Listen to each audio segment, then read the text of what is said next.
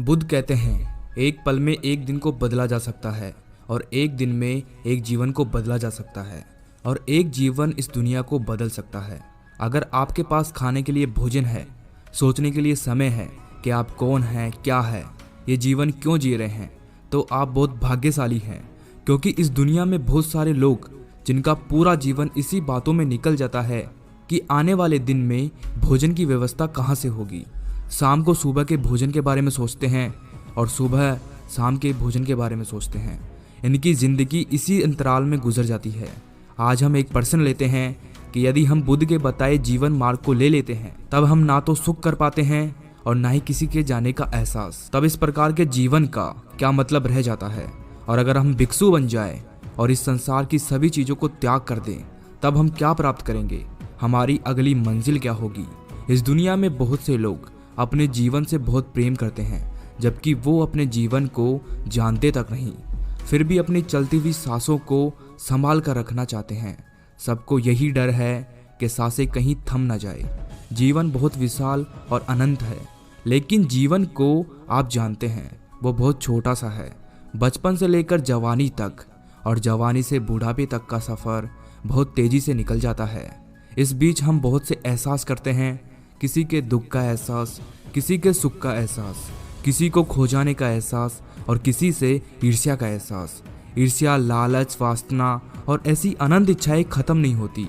सबको हम एहसास करते हैं। एहसास एक बड़ा शब्द है। क्या वाकई आप अपने जीवन में सभी चीज़ों का, कार्यों का एहसास कर पाते हैं? जो एहसास कर पाता है सुख का, दुख का, अपने जीवन में घटित हो रही घटनाओं का, वह स्वतः से ही मध्य मार्ग पर होता है। हम हमारे जीवन में सुख, दुख और न जाने कितने प्रकार के कार्यों से घिरे रहते हैं, फिर भी हम उनका एहसास नहीं कर पाते। सुख में सुख का एहसास नहीं कर पाते, दुख में दुख का एहसास नहीं कर पाते। अब ये बातें आपको थोड़ी सी अजीब लग सकती है। जब हमसे कोई दूर जाता है तो हम दुखी तो होते ही हैं, तो ये एहसास नहीं है तो क्या है।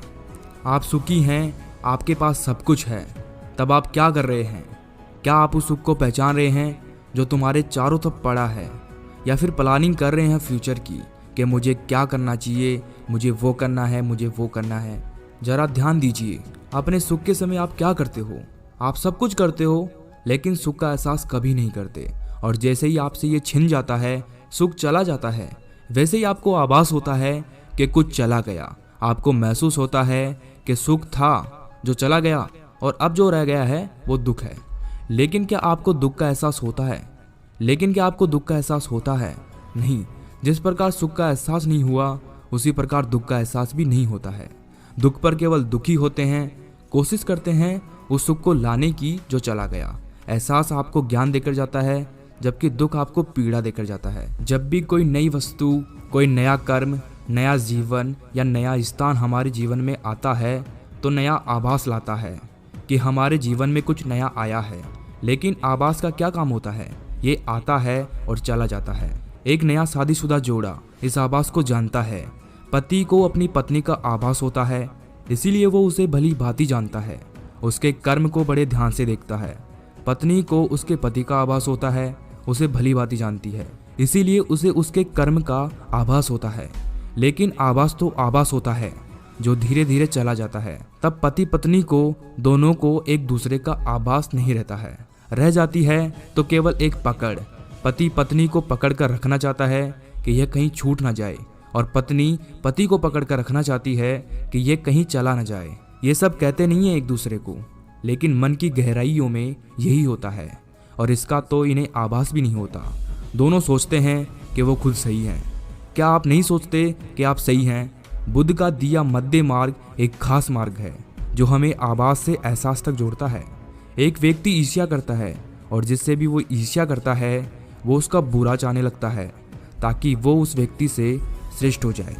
तब वो व्यक्ति खुद श्रेष्ठ तो हो नहीं पाता, लेकिन दूसरे व्यक्ति को हानि जरूर पहुंचा देता है, और फिर खुद जाकर उसे कहता है कि मित्र, तुम्हारे साथ बहुत बुरा हुआ, मुझे बहुत दुख है इस बात का। लेकिन अंदर ही अंदर वो व्यक्ति बड़ा खुश होता है, जबकि उससे उसका कोई फायदा नहीं है, लेकिन फिर भी उसे खुशी मिलती है। लेकिन वो अपने इस करते से आंतरिक रूप से गिर गया है। ये आम जीवन है। जीने से यदि आपको खुशी मिलती है तो आप जी सकते हैं। ऐसा सभी लोग करते हैं तो आप भी कर सकते हैं, आपको कोई नहीं रोकेगा। लेकिन कभी कभी बुद्ध जैसे व्यक्ति हो जाते हैं जो जागृत हैं और देख पा रहे हैं कि आप कैसी मूर्खता कर रहे हो। तब आप एक मार्ग बनाते हैं ताकि उस पर चल सके, जीवन को समझ सके। आपने एक शराबी को देखा होगा, वो कितने आनंद के साथ नशा करता है, खुश रहता है। लेकिन यदि कोई उसे नशा करने से मना कर दे तो वो उसका विरोध करने लगता है, उसे 1000 तरह की बातें बताता है अपनी बातों को सही दिखाने के लिए, तर्क भी दे देता है।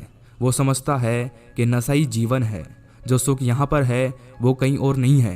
यह सब सुनने के बाद आप तो उसे महान नहीं कहोगे, जी हाँ, आप भी यही कहोगे कि वो कितना मूर्ख है, जागृत नहीं है, बेहोश है।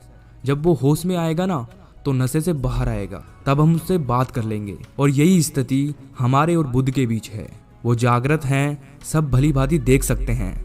हम जीवन के नशे में चूर हैं, हमें कुछ दिखाई नहीं देता, सब सही लगता है। लेकिन बुद्ध ये कभी नहीं कहते कि आपके नशे से बाहर आने पर हम बात करेंगे, क्योंकि उनको पता है कि आप कभी भी नशे से बाहर नहीं आओगे। इसीलिए वो आपको जागृत करते रहते हैं। जो व्यक्ति मध्य मार्ग पर चलता है वो एहसास को जीता है। ऐसा व्यक्ति जब किसी से ईर्ष्या करता है तब उसे तुरंत ही ईर्ष्या का एहसास हो जाता है, और जब एक बार एहसास हुआ तो उस एहसास के पीछे उठने वाले विचारों को भी वो समझ जाता है। जैसे ही विचार दिखाई देता है वो ईर्ष्या स्वयं ही समाप्त हो जाती है। इस प्रकार वो सुख और दुख दोनों का अनुभव कर पाता है, सबको देख पाता है। मध्य मार्ग पर ना तो सुख होता है और ना ही दुख होता है। तो फिर क्या होता है? मनुष्य जीवन में यदि कोई अच्छी घटना घट रही हो तो उसे कहते हैं सुख प्राप्त हो रहा है, और दुखद घटना घट रही हो तो उसे कहते हैं कि दुख प्राप्त हो रहा है। और यदि इन दोनों की घटना के बाहर की ओर घटना घट रही हो लेकिन मध्य मार्ग पर चलने वाले पर इसका कोई प्रभाव ना पड़े तो उसे क्या प्राप्त हो रहा है? सुख या दुख? दुख तो नहीं कह सकते। एक तीसरा शब्द आता है आनंद। लेकिन जिन्होंने ये शब्द दिया है आनंद, वो कुछ और कहना चाह रहे थे, क्योंकि वो आनंद को सुख नहीं बता रहे थे, वो किसी और चीज़ के बारे में बात कर रहे थे। हमारी सोच समझ बस इतनी सी है कि हम आनंद को ही सुख समझते हैं। क्या आपने ये कभी सोचा है कि अगर हम भिक्षु बन जाए और संसार की सभी चीज़ों को त्याग कर दे तब हम क्या प्राप्त करेंगे?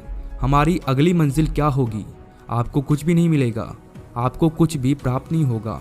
भिक्षु बन जाने से या संसार को त्याग देने से ज्ञान प्राप्त नहीं होता है, समझ उत्पन्न नहीं होती है, बुद्धत्व प्राप्त नहीं होता है। वर्तमान में ऐसे कई लोग हैं जो अलग अलग तरीके से संसार को त्याग चुके हैं, फिर भी संसार के प्रति उनकी कामना में कोई कमी नहीं रहती। वो आज भी ऐसे ही क्रोधित होते हैं जैसे कि संसार में होते थे।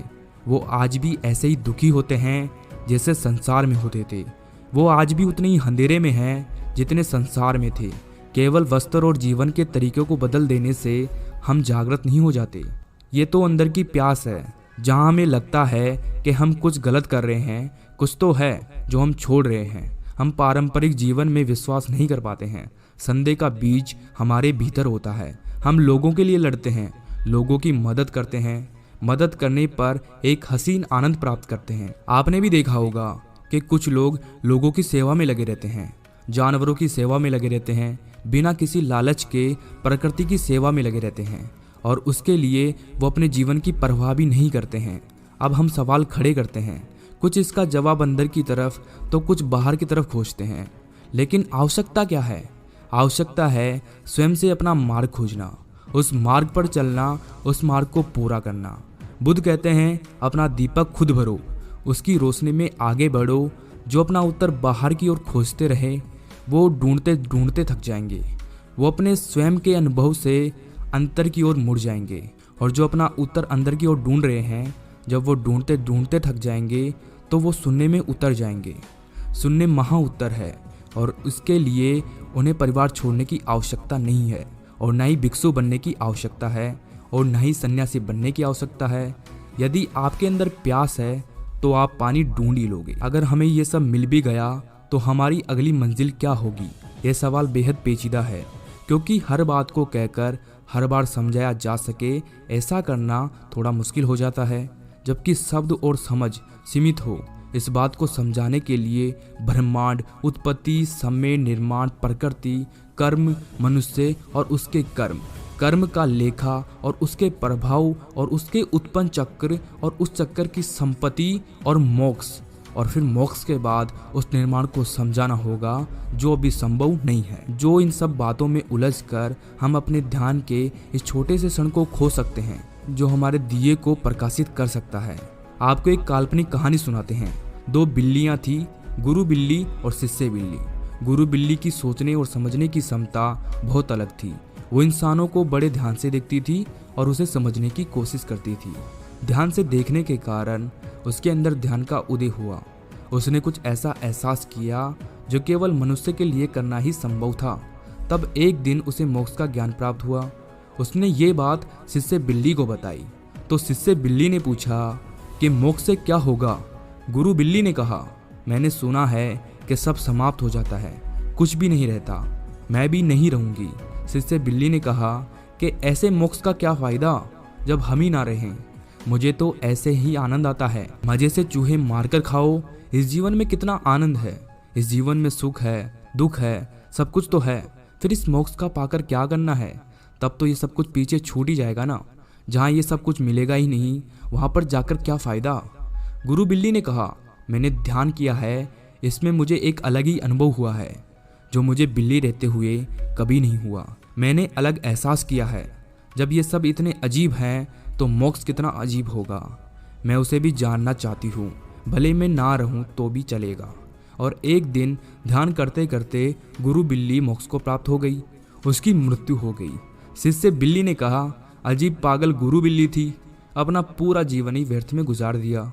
बिल्ली की ऊर्जा जो उस शरीर से निकली थी वो प्रकृति के हाथों में आई और प्रकृति ने उस ऊर्जा को पढ़ा और देखा कि इसमें इतनी एहसास है, अब इसे दोबारा बिल्ली नहीं बनाया जा सकता।